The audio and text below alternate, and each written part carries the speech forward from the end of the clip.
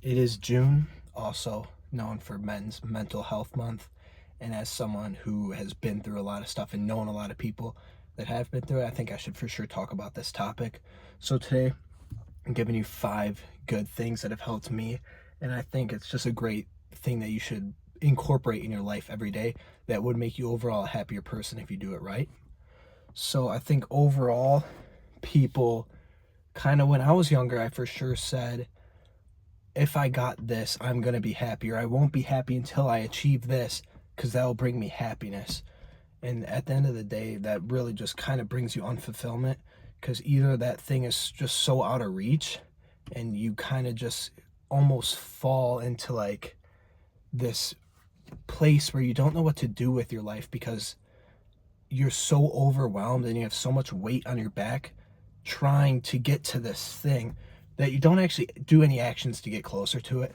So I think we should have obviously long-term goals. I think that's the biggest thing, is have goals that you want to have fit done in maybe 10, 15 years that you could look up to every day. But I think also having short-term goals that maybe every week you could just try to finish those goals because it's something little, or even every day have a daily task. That's what I used to do. Worked great. Is every day you give yourself a task and you have to get that task done no matter how depressed or how much you just want to just rot in your bed. Just get up and do it. It helps train your mind, and it just doing that one thing makes you feel so much better. And I think that's a great thing to incorporate if you are having a hard time, like really hard time. I think that's a great thing to do. So just right before you go to bed, write down one thing you have to get done, and it could be the littlest thing ever. It could be like go on a 10-minute walk. Like, it doesn't matter what it is. And at the end of the day, nothing external.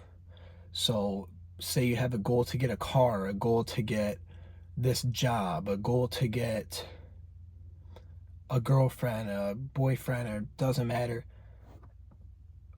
That's literally not going to make you any happier because your feelings are internal. Nothing external will change your feelings. Sure, if I get $1 million, you might say, oh, that's going to make me happy, but it's not the $1 million making me happy. It's my mind telling me, oh, it's okay. I'm good now. That's why it really just doesn't make sense why people say, oh, I need this to be happy. Or when I get this done, I'll be happy, because once you do get that done, you'll realize that that doesn't actually bring you happiness. So that's number one. Number two is kind of going along with the same thing. It's about what you have and not about what you're. It's not about what you have, it's what you make of it. So people could say, oh, I want that dream car, I want that dream car, I want a relationship. And once they get it, they're like, okay, but why am I not happy? They're not grateful, they're not blessed, they aren't taking anything. They're all just taking it for granted and aren't actually looking at where they are at and just being happy with where they're at. I think that's a terrible thing that I think everyone does. If you say you don't do this, I think you're lying. And I think you need to be honest with yourself and just say, am I taking everything I have for granted, or am I really waking up every day happy with what I have? So number three is what you're doing really helping you?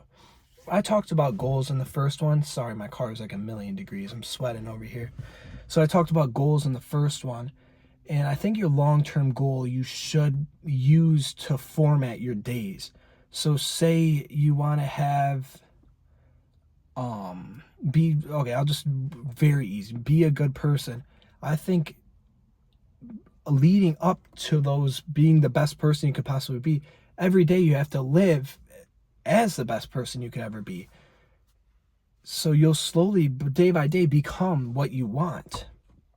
And this is perfect because once you live your life on how you want your life to be, it's just going to become that thing. It sounds so stupid, but a lot of people say they want something in life, but they aren't living their life to get that thing, or they're kind of just having that live in their mind. They aren't putting it to action.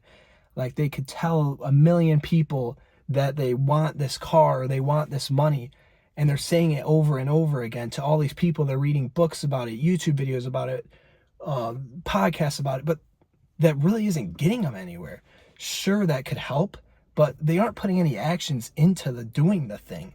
So overall, it's just putting your time and mental stress into something that you aren't getting anywhere because you aren't truly doing anything about it.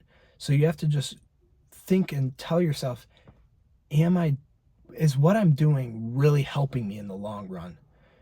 And that comes along with short-term and long-term fulfillment. I talked about it with lust. I talked about it with a bunch of other stuff in, I think, my last video. A lot of short-term fulfillment things like partying or any lust, it's one of those things where it's really hard to not get into or not do because the short-term fulfillment is so there. It's like, boom, oh, right there, I'm at a party, or right here, I'm with a girl. And then after it, and years later, you realize there was no point to that. And the only thing I get from that is negative outcomes. So is what I'm doing really going to get me to where I want to be? So the fourth one is live a life that you want to live. So they did a test and they wrote down a bunch of people in a hospital that didn't have much time left. And they asked them, what is their number one regret in life? And their number one regret in life was not living a life that they wanted to live. And they lived a life for other people. And I see this in today's world so much. My whole last video was about this. And I'm trying to preach it and put it out there as much as possible because I see it every day. Everyone, whether girl or boy, is just a copy and paste of one another and their ideas and thoughts. And it's literally just funny, but it honestly sucks to see because it's like, why is a trend goes around and suddenly everyone's doing the same thing, and then a month later everyone's doing the next big thing, and you aren't getting anywhere in life. Like, I don't really know what's going on here. So live a life that you want to live, and if you don't know the life you want to live, you need to go out there and just think to yourself, what do I truly want in life? If you want to know more about this, go to my last video. That's what the whole thing is about. So then the biggest last thing, it's the fifth one, is positive talk. I used to think this was the stupidest thing ever because the only person I really talk to my feelings about is my mom, and she would always just say, you're so hard on yourself, you gotta be just happier and be kinder to yourself. And I thought that was the stupidest thing ever because I never really thought, like, what am I, like, why am I talking to myself like this? It kind of just is like a weird thing where I never put myself into another person's perspective. And the easiest way to do that is the way you talk to yourself. Would you talk to anyone else like that? Because 90% of the time, 99% of the time, the way you talk to yourself, if you talk to like to any other person, you would be a terrible person. Absolutely terrible person. I wouldn't even know what I would be like if someone talked to me the way I talk to myself and how I used to. And even if you say, you know what, I don't think I'm that bad, would you be friends with someone who talked to you the way that you talk to yourself? Would you? Because for sure, for me, or at least how I used to be, I would absolutely despise this person, and I am living with this person because I was this person. And think about how much that affects the way your mental health is when you're constantly telling yourself you're not good at it, you're not good at it, you're not good at it. And I was scared to change because that's where a lot of my motivation came from. And there's a raccoon in front of me, I'm sorry. I was scared to change because I thought all my motivation would go away when really it doesn't. You just have the motivation because you've been doing it for so long and doing these things, and you're happier. And being happier overall just is a better life. At the end of the day, living is just like the most important thing. I mean, you could be happy and be living. And that's, at the end of the day, the most important thing in life is being happy. This is what the whole video is about. And I think, as someone like myself who really struggles to talk to other people about their feelings, everyone says, oh, you need to change that, you need to change that. And like myself, I struggle so much, and I don't think I'll ever be comfortable with talking to a therapist or with talking to someone about my feelings. And that's why I created this mostly.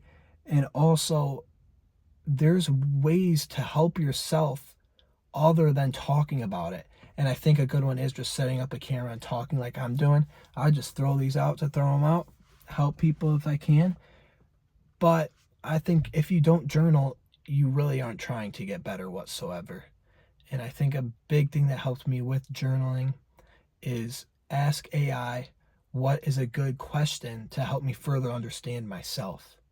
And it gives you a really deep question that you really do have to think.